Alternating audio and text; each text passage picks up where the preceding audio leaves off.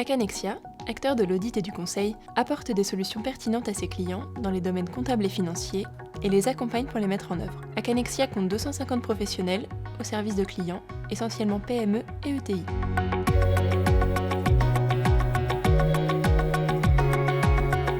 Effectivement, l'absence de considération de la gestion du besoin en fonds de roulement peut poser de graves difficultés de trésorerie, surtout quand l'entreprise est en forte croissance.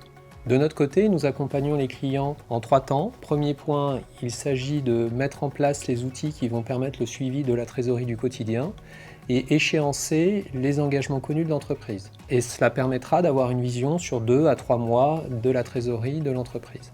Deuxième temps, il s'agit d'anticiper pour permettre à l'entreprise de suivre ses besoins de financement. Concrètement, cela veut dire qu'il faut mettre en place un tableau de flux de trésorerie sur 12 mois, à minimum, et puis ensuite avoir une vision aussi malgré tout mensuelle de la trésorerie, ce qui permettra de connaître les besoins qui vont se présenter en termes quotidiens. Enfin, dernier point d'accompagnement du cabinet, il s'agit de les aider sur les processus internes à l'entreprise.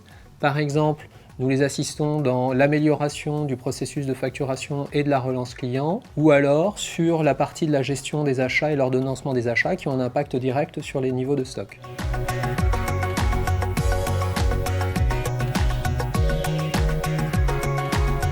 Effectivement, l'acquisition d'une entreprise est un bon moyen de croissance qui fait gagner du temps. Pour le financement d'une croissance externe, l'éventail des possibles est large. Le choix et le montage d'un financement doivent découler d'un BP qui, sur un horizon moyen terme, présente des prévisions d'activité, de rentabilité et de flux financiers du nouvel ensemble, et pas simplement du bien à financer. Si la situation financière le permet, l'endettement est un moyen intéressant compte tenu des taux actuels, simple à mettre en œuvre. Sinon, l'intervention en fonds propres de fonds d'investissement est aussi un bon moyen, à condition de prendre un peu plus de temps et qui challenge davantage le projet d'entreprise à moyen terme. On sait que les équipes sont importantes dans un projet.